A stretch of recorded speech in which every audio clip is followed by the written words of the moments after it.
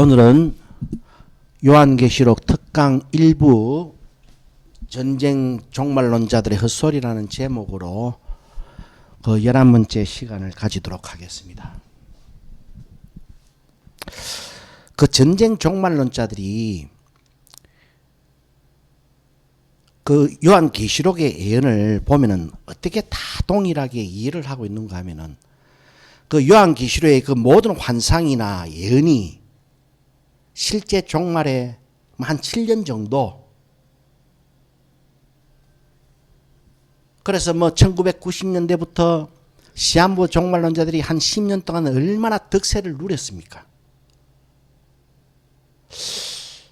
자기들은 요한계시록을 영원한 복음이라고 하면서 영원한 복음의 의미를 전혀 모르는 것 같아요.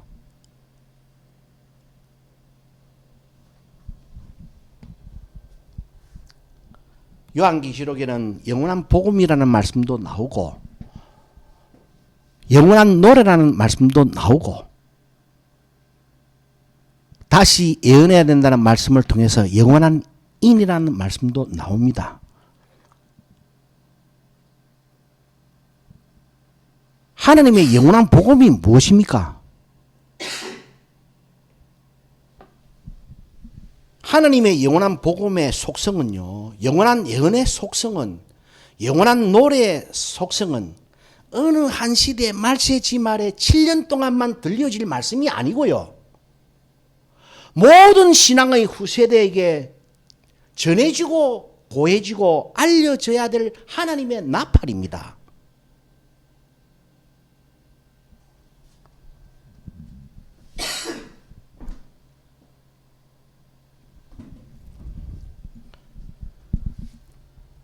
요한계시록을 신약의 선지서라고 제가 여러 번 일컬었는데, 구약의 하나님 말씀하면은, 하나님의 예언하면은, 하나님의 복음하면은, 여호와의 말씀이라고 하면은 그 선지서를 일컫고 있습니다. 왜? 그 선지자들은 전부 다가 자기 경험으로, 자기 지식으로부터 비롯된 말씀이 아니고, 이야기가 아니고, 자기가 지금 말하는 바는 하나님으로부터 출처를 가지고 있다. 여호와께서 가라사대, 여호와께서 이르시기를, 하나님이 가라사대, 등등의 그 전 모든 그 전하는 자기들의 복음이 하나님으로부터 비롯됐음을 그 근원을 딱 밝히고 있습니다. 그렇게 다 예언 단락이 시작이 되고 있어요.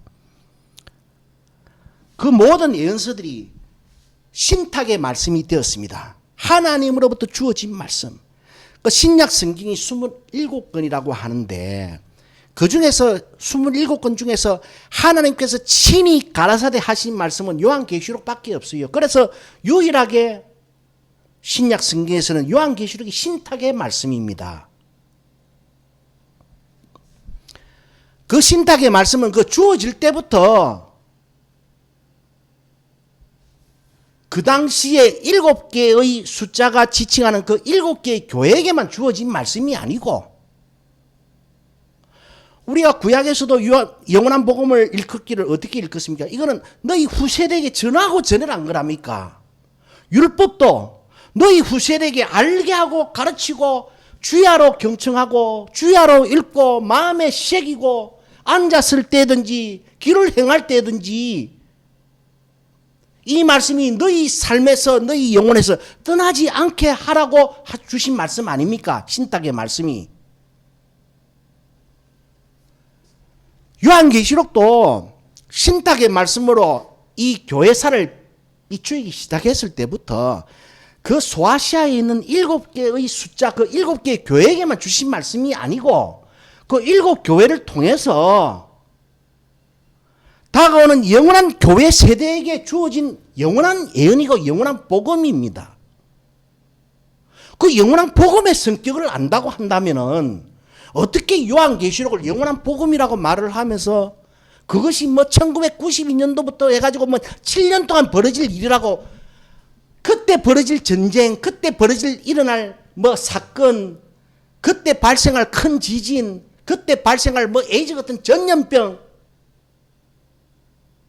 그런 거 조심하라고 영원한 복음이 주어졌겠습니까? 그것이 영원한 복음이 되겠습니까? 여러분 한번 생각해 보십시오.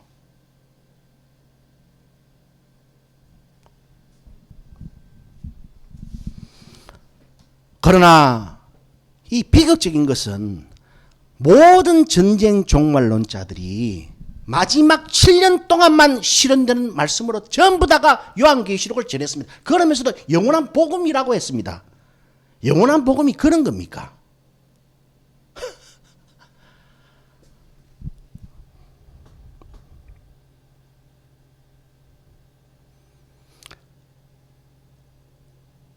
교회사가 시작할 때부터 사도 요한에게 밤모섬에서 하나님의 사자가 나타나고 또 하나님의 사자가 전달했다고도 하기도 하고 주께서 말씀하셨다고도 하고 그때부터 그 말씀은 모든 교회 세대를 비추이는 마지막 7년 동안만 저 3차 세계대전이 일어난다. 그게 영원한 복음 아닙니다.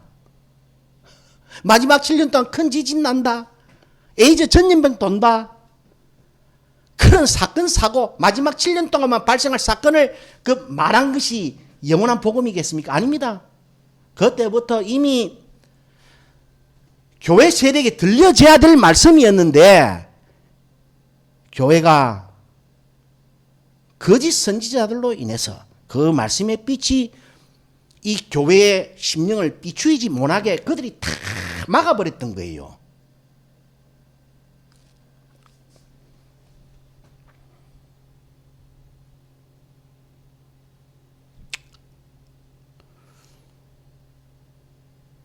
제가 제 아는 어떤 목사님이 굉장히 힘들게 그 사역을 하시면서 자기 필생의 작업이라고 요한계시록 강해를 그 저 책으로 그 저술해 가지고 출판하는 것을 제가 옆에서 한번 지켜봤는데 그러면서 내가 그 자기가 한번 읽어봐 주려고 그래서 내 부탁을 하셔가지고 내가 조금 읽어봤어요. 읽어보니까 심지어는 전쟁 종말론자들 중에서요. 그 14만 4천을 인치는 거 있잖아요. 예? 자, 대부분의 전쟁 종말론자들은 14만 4천 인치는 것도 마지막 7년 동안만 인치는 거라고 지가 전하는 그 요한계시록 영원한 복음이라고 그래서 자기가 14만 4천 성도를 만든다고 전부 다가 이야기를 했습니다. 예외가 없이. 그런 사람들도 있었던 반면에 또 그 전쟁 종말론자들 중에는 그 14만 4천 인치는 사건을 구약 이스라엘 백성들 가운데서 인치는 사건으로 또 이해를 하는 사람들이 있더라고요. 그 목사님이 그렇게 책을 저술하고 있더라고. 뭐 설명을 조금 드려볼래 해도 다들 완고하거든요. 남의 말 절대로 안 듣습니다. 이제 그거를 제가 체득하는데도 이제 그거를 갖다가 불변의 사실이고 남의 논리와 남의 주의와 남의 교훈을 또 남의 조언을 절대로 안 듣는다는 것 제가 뭐 사회생활을 할 때부터도 알았지만은 또 교회 시작할 때도 알았지만은 이제 정말로 좀 알겠더라고요. 절대로 자기 것만 옳다고 합니다. 진보는 진보대로 자기 것만 옳다고 하고 보수는 보수대로만 자기 것 옳다 하듯이 이 교회 안에도 어떤 이론이나 주의에 빠져버리면은 절대 주의를 보는 시야를 딱 상실해버립니다. 자기가 가지고 있는 식견 중심으로만 모든 것을 해석하고 적용해요. 그 나쁜 건 아닙니다. 그 뭐 사람이 다 그래가지고. 저도 그렇거든요. 그러나 나는 이 사실을 뼈저리게 느끼면서 제 자신도 많이 돌아보고 했습니다. 그래서 내가 좀 말씀을 좀 드리려 하다가 그 말씀을 못 드린 것이 그 뭐 벌써 한 20년이 지나버렸는데 그 14만 4천이 이제 그는 다른 거는 또 어떤 거는 상징으로 막 풀면서 그는 막 문자 그대로 푸는 거예요. 일부 전쟁 종말론자들이. 그래서 그 사람도 동일한 내용을 주장을 하는데, 근데 한번 생각해 보세요. 그럼 그 사람, 제가 아까 영원한 복음은 마지막 7년 동안만 발생할 사건에 대해서 주신 말씀인가? 아니면 그럼 영원한 복음이라고 붙이지 말아야지.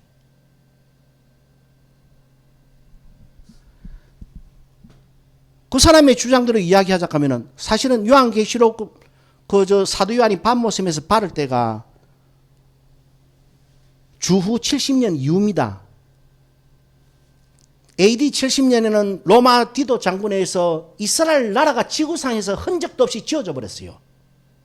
예수님의 경고대로. 그 오래된 모세 선지자의 영원한 예언대로, 영원한 노래대로 역사상에서 지어져 버렸으니까 그 이스라엘 백성에게만 인치는 것이라 하고, 그러니까 그 사람도 결국에는 마지막 종말 때 몇 년 동안 실제 이스라엘 나라 백성 가운데 인을 쳐가지고 14만 4천이 나온다고 주장을 하는 거예요. 그 목사님이. 그럼 벌써부터 영원한 복음이 아니잖아요. 영원한 복음이 말세지 말에 몇 년 동안 구약 이스라엘 백성들, 그들을 다시 인치기는 그 사건을 예언한 복음이겠습니까? 그게 무슨 영원한 복음입니까?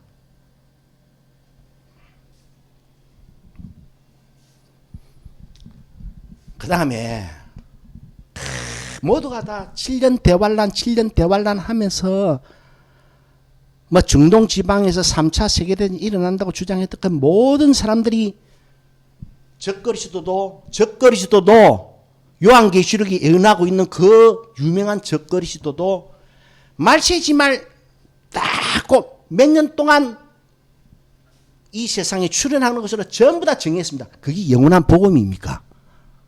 아니잖아요.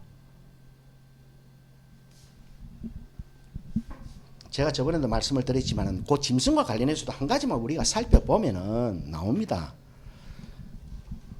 계시록 17장 9절에서 10절을 보면은 사도 요한에게 7머리 10뿔의 환상을 보여줍니다. 그러면서 해석을 해주시기를 7머리는 7산이고 머리는 또한 왕이다. 왕. 구약 예언에서 왕은 나라를 지칭합니다. 나라를. 제국을 지칭합니다. 다니엘 선지자가 예언했을 때부터. 그럼 거기 보면은 7머리, 머리는 산이고 산은 왕이라고 했는데, 자, 거기 보면 내용이 이렇게 딱 되어 있어요. 5은 망했고, 하나는 지금 있고, 그럼 6개까지 지나갔지요. 다른 하나는 아직 이르지 않았다 그랬습니다. 이르지 않았다.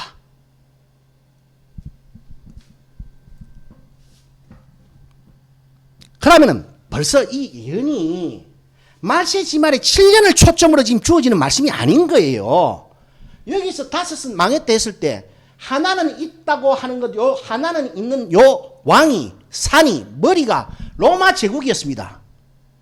다니엘 선지자가 예언했던. 하나는 지금 있고 5은 망했다. 그 5은 성경 역사를 살펴보면은 말해주고 있어요. 근데 더 중요한 거는 하나는 이르지 않았는데 딱 이렇게 7개를 언급하고 난 다음에 짐승이 있는데 이 짐승은 8째 왕이라 그러는 거요. 8째 왕.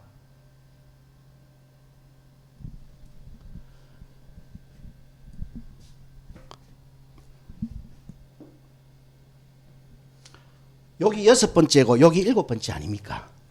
그래 이 짐승은 8째 왕이라 그러는 거예요. 그러니까 바꾸고 말하면 8째 대가리 아닙니까? 8번째 산 아닙니까? 8번째 나라 아닙니까? 8번째 제국 아닙니까?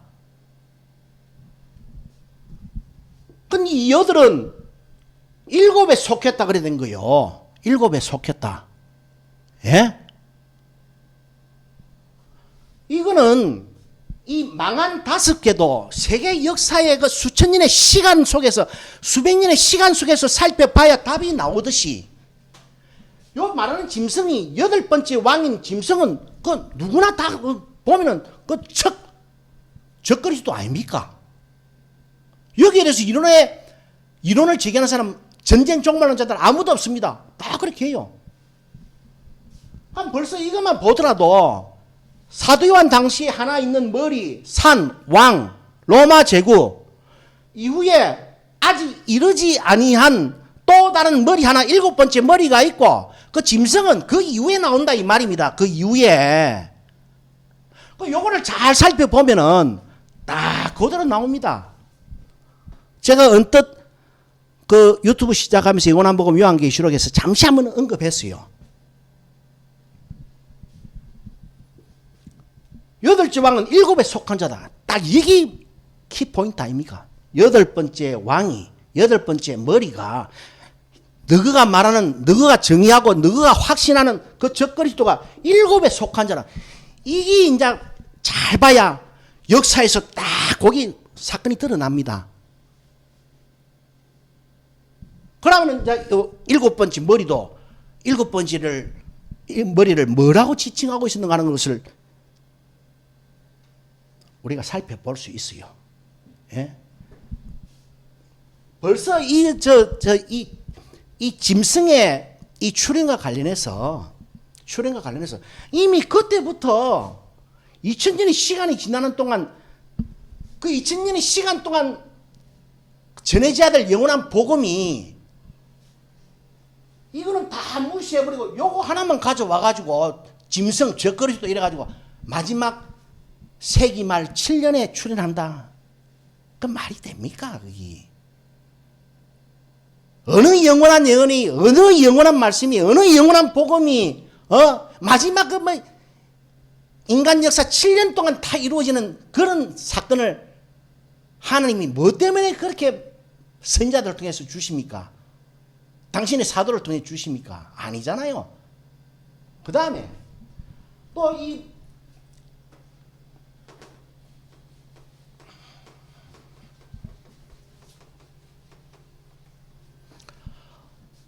음녀를 갖다가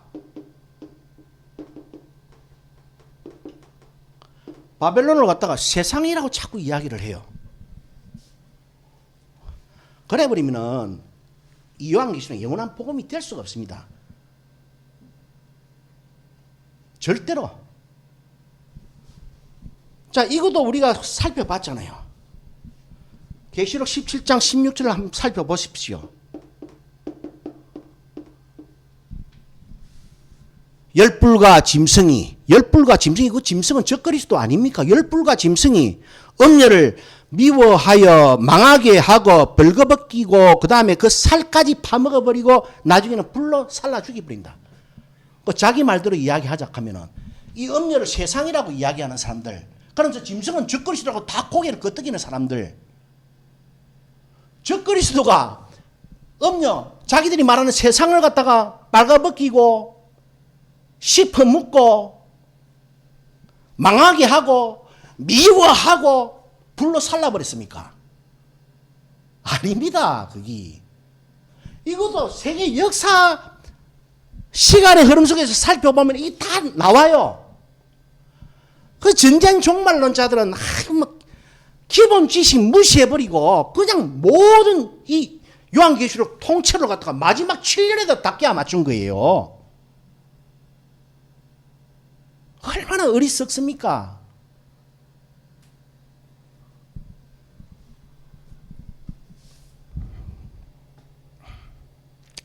사도 바울이 말입니다. 데살로니가 후서 2장 3절로 12절에서 멸망의 아들이 출현할 것을 예언했습니다. 사도 요한이 일곱 머리 중에 여섯 번째 그 한 머리, 그 한 왕은 지금 있고 라고 말했듯이 사도 바울은 데살로니가 후서 2장 3절로 12절 말씀에서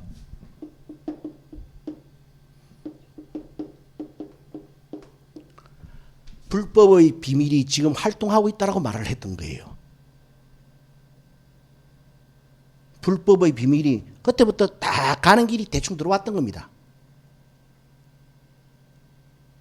그러나 사도 바울도 시간을 살다간 인생이기 때문에 주의 재림을 그토록 학수고대했지만 시간을 살다 가다 보니까 그래도 이 불법의 비밀이 모든 성취되는 것이 이 수천 년, 천년 넘의 시간이 걸릴 줄은 인간인 거로 아직 이 몸을 입고 있었기 때문에 그 몸으로 순교를 했기 때문에 인간의 몸을 입고 있었기 때문에 그 실감을 못 했습니다.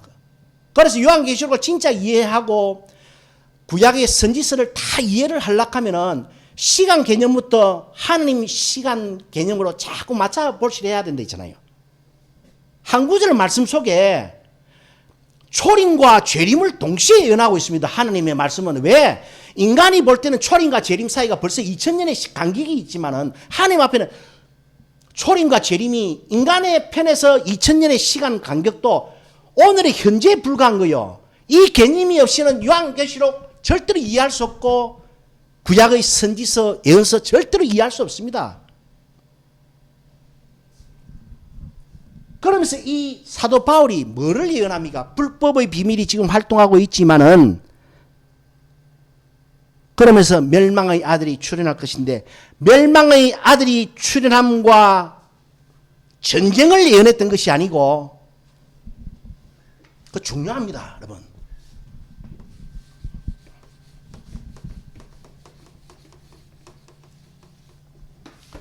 멸망의 아들이 출현함과 아울러서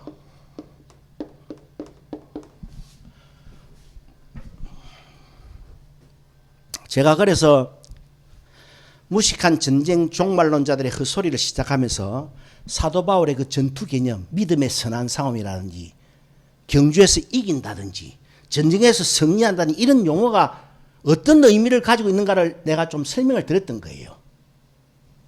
다시 2부에서도 계속해서 거듭 설명을 이 표현으로 저 표현으로 제가 해나가겠지만 멸망의 아들이 출현함과 아울러서 전쟁을 예언했던 것이 아니고 멸망의 아들이 출현함과 아울러서 유혹을 예언했습니다. 유혹이 동의어가 뭡니까? 미혹입니다. 이 본질을 우리가 잘 꿰뚫어야 자 우리가 요한계시록 13장에서도 1절로부터 10절까지 있는 바다에서 올라온 7머리 10뿔 짐승 그 다음에 계시록 13장 11절에서는 정확하게 그랬습니다. 바다에서는 계시록 13장 1절에서는 바다에서는 7머리 10뿔 짐승이 올라왔지만 계시록 13장 11절 이하에서는 땅에서 새끼 한 가지 두 뿔 가진 짐승이 올라왔어요. 그 두 뿔 가진 짐승이 하는 짓이 뭡니까? 짐승의 표를 가지고 하늘에서 불을 끌어내리는 이적과 권세를 용으로부터 바다 짐승으로부터 받아 가지고 이것은 우리가 보일 수 없는 곳에서 자행된 사단의 역사를 지금 언급하고 있는 거예요. 그래서 그 계시록 13장 11절 이하에서는 땅에서 올라온 새끼 한 가지 두 뿔 가진 짐승이 앞에 있는 짐승의 바통을 이어받아 가지고 권세를 다시 용으로부터 바다 짐승에게 권세가 주어지고 다시 그 권세는 땅에서 올라온 새끼 한 가지 두 뿔 가진 짐승에게 주어지고 그래 그 권세를 받아 가지고 뭔 짓을 하는가 하면은 표를 가지고 하늘에서 불을 끌어내리는 이적과 미혹을 일삼다고 쭉 언급하고 있습니다. 사도 바울도 정확하게 그 흐름을 알았던 거예요. 그래서 멸망의 아들의 출현과 전쟁을 예언했던 것이 아니고 멸망의 아들의 출현과 유혹을 예언을 그대로 했습니다. 거기서 보면은 데살로니가후서 2장 9절이에요. 2장 9절입니다. 사단의 역사를 따라 모든 능력과 표적과 거짓 기적으로 하나님께서 이 땅에 당신의 교회에게 전쟁이 발발하게 하는 것이 아니고 유혹을 역사하게 해가지고 거짓 것을 믿기야 좋아하는 사람들로 하여금 멸망에 들어가게 하려는 큰 이 하나님의 섭리 가운데서 이 일을 구속사 가운데서 진행해 나갈 것이다 라고 예언을 했습니다. 그 말씀에서 등등을 비추어 보면, 그래서 제가 저번에 2시간에 걸쳐서 화, 5번째 나팔, 6번째 나팔, 7번째 나팔, 6번째 나팔이 2번째 화였고, 그 내용은 유바라데 강가로 마병대가 2만만이 밀려 들어와가지고 사람 3분의 1을 죽였잖아요. 그것이 어떤 전쟁인가? 그런데 요한계시록 11장을 살펴보니까 하나님으로부터 받은 권세를 가지고 이 땅을 쳐서 예언하는 두 증인을 대적하기 위해서 계시록 11장 7절에서 보니까 무지갱에서 짐승이 올라옵니다. 올라와가지고 누구와 전쟁을 합니까? 두 증인과 전쟁을 하는 거요. 거의 소련과 전쟁을 하는 것도 아니고, 러시아와 전쟁하는 것도 아니고, 중공군과 전쟁하는 것도 아니고, 이시 제국과 전쟁하는 것도 아니고, 아랍 민족과 전쟁하는 것도 아니고. 내 참조로 또 말씀드릴게요. 아무리 중동 지방에서 뭐 미국하고 이란하고 막 개박살나게 싸움해도 그거는 인간의 역사의 한편은 그냥 흘러갈 뿐입니다. 그거는 재림하고 전혀 관계없어요.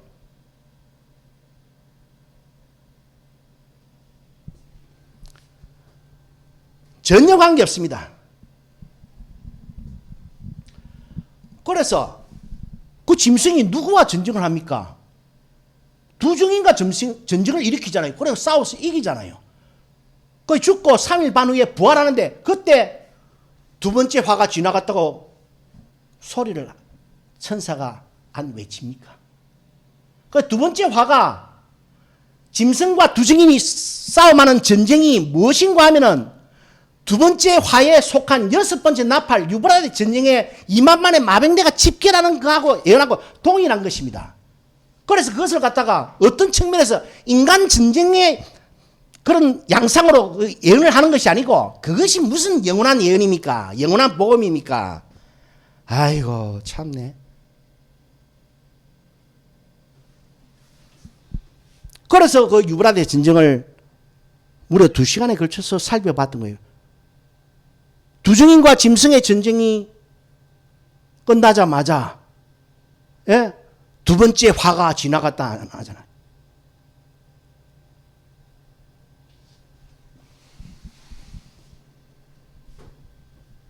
그래서 왜 그런 우를 범하게 되었는가? 예? 영원한 예언은 그렇게 예언되는 게 아닙니다. 교회를 향한 영원한 회개의 촉구입니다. 모세 선지자의 신명기서 28장에 32장까지 그 모세의 그 대예언이 이스라엘의 장래, 그들이 영원히 멸망할 것인가 영원한 구원을 받을 것인가, 그것을 예언하고 있잖아요. 마찬가지로 신약의 예언서인 주님으로부터 말미암은 교회에게 전달된 그 영원한 복음도, 영원한 예언도, 영원한 노래도 교회의 영원한 멸망을 경고하면서 신앙 각성을 촉구하고 있는 거예요. 이거는 살펴보면 이제 더 명약관화해집니다. 그럴 때 그게 영원한 복음이 되는 거고, 영원한 예언이 되는 거고, 영원한 노래가 되는 거예요. 영원한 복음이라면서 뭐 마지막 7년에 그 이스라엘 그 중동 전쟁을 갖다가 그 예언하면서 요한계시록이 주어졌겠습니까? 그게 영원한 복음이 됩니까? 여러분 한번 생각해 보세요. 다음 시간에 계속해서 요한계시록이 2가지 대칭법을 사용을 해가지고 쭉 예언을 하고 있습니다. 제가 오늘 음녀 바벨론은 세상이 아니다라는 한 구절을 증거를 들어드리잖아요. 그걸 세상에 대해서 하면 큰일 납니다. 왜 큰일 나느냐?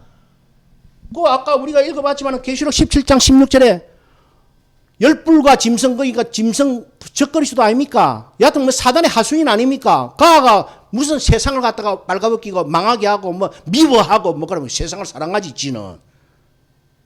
세상은 사단의 것인데 자기 것으로 예수님을 시험했다 아닙니까? 천하만국의 영광이 하나님이 내게 준 권세다. 그 주님을 시험했잖아요. 그걸 세상이라 해버리면은 그 세상이라 할 수 없는 거예요. 적그리스도가 사단의 하수인들이 사단의 역사가 세상을 미워하는 역사입니까? 세상을 미워하는 역사가 아니죠. 세상을 빨아벗기는 역사입니까? 세상을 망하게 하는 역사입니까? 그건 하나님의 나라, 하나님의 교회를 망하게 하는 역사지요. 적그리스도는. 그래서 그 음료와 바벨론, 그것은 세상이 될 수 없는 거예요. 그래서 두 정인과 두 뿔 전쟁 측면에서, 그 다음에 하나님의 인과 짐승표, 이것도 전쟁 측면에서, 그 다음에 거룩한 성 새 예루살렘과 큰 성 바벨론도 전쟁 측면에서 이제 살펴보려고 하는 거예요. 다음 시간에 더 심층 있게 살펴보려고 하고 오늘은 이것으로 마치도록 하겠습니다. 기도 올리겠습니다.